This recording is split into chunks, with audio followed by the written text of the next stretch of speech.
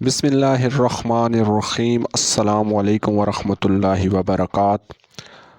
قرآن کریم میں سورۃ القاف میں ذوالقرنین کا واقعہ بیان کیا گیا ہے، جو ایک نیک، عادل اور طاقتور بادشاہ تھے۔ ان کی زندگی اللہ کے حکم پر عمل کرتے ہوئے انسانیت کی خدمت اور انصاف قائم کرنے کی بہترین مثال ہے۔ ان کے 3 اہم سفر ہیں اور یاجوج ماجوج کے خلاف دیوار کی تعمیر ہمیں قیادت، حکمت اور اللہ کی رضا کے لیے کام کرنے کا سبق دیتی ہے۔ ذوالقرنین کے بارے میں قرآن کریم میں ذکر کیا گیا ہے کہ وہ ایک طاقتور حکمران تھے جنہیں اللہ نے زمین میں اقتدار دیا تھا۔ انہیں وسائل، علم اور طاقت سے نوازا گیا تاکہ وہ انصاف قائم کریں اور اللہ کی رضا کے مطابق دنیا میں نیکی پھیلائیں۔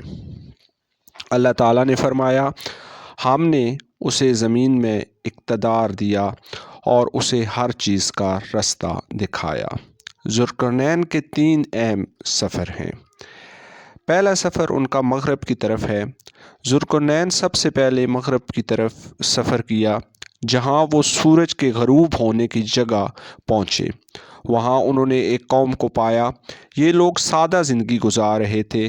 انہیں ایک منصف حکمران کی ضرورت تھی۔ اللہ تعالیٰ نے انہیں اختیار دیا کہ وہ چاہیں تو ان لوگوں کو سزا دیں یا ان کے ساتھ نرمی برتیں۔ ذوالقرنین نے عدل و انصاف کا مظاہرہ کرتے ہوئے کہا، ہم ظلم کرنے والوں کو سزا دیں گے، لیکن جو ایمان لائیں گے اور نیک عمل کریں گے ان کے ساتھ نرمی برتی جائے گی۔ دوسرا سفر مشرق کی طرف تھا۔ اس کے بعد ذوالقرنین مشرق کی طرف گئے، جہاں انہوں نے ایک ایسی قوم کو پایا جو سورج کی روشنی کے بغیر کسی پردے کے زندگی گزار رہی تھی۔ یہ لوگ ایک نہایت سادہ اور بے سہارا قوم تھی۔ ذوالقرنین نے ان کی ضروریات کا خیال رکھا اور ان کی مدد کی۔ انہوں نے وہاں عدل و انصاف قائم کیا اور اللہ کی نعمتوں کی شکر گزاری کی۔ تیسرا سفر آپ نے شمال کی طرف کیا۔ تیسرے سفر میں ذوالقرنین ایک ایسی قوم کے پاس پہنچے جو یاجوج ماجوج کے حملوں سے پریشان تھی۔ یہ ایک ظالم اور تباہ کن قوم تھی جو زمین پر فساد پھیلانے میں مشغول تھی۔ اس قوم نے ذوالقرنین سے درخواست کی کہ وہ یاجوج ماجوج کے خلاف ان کی مدد کریں اور ان کے درمیان ایک مضبوط دیوار بنائیں۔ ذوالقرنین نے ان کی مدد کرنے کا فیصلہ کیا، لیکن اس شرط پر کہ وہ خود بھی اس کام میں شریک ہوں گے۔ انہوں نے لوہے کی چادریں اور تانبے کو پگھلا کر ایک ایسی دیوار بنائی جو ناقابل عبور تھی۔ دیوار اتنی مضبوط تھی کہ یاجوج ماجوج اسے پار نہیں کر سکتے اور نہ ہی اسے توڑ سکتے تھے۔ ذوالقرنین نے اس کارنامے کے بعد کہا، یہ میرے رب کی رحمت ہے، جب میرے رب کا وعدہ پورا ہوگا تو یہ دیوار ٹوٹ جائے گی اور قیامت قریب آ جائے گی۔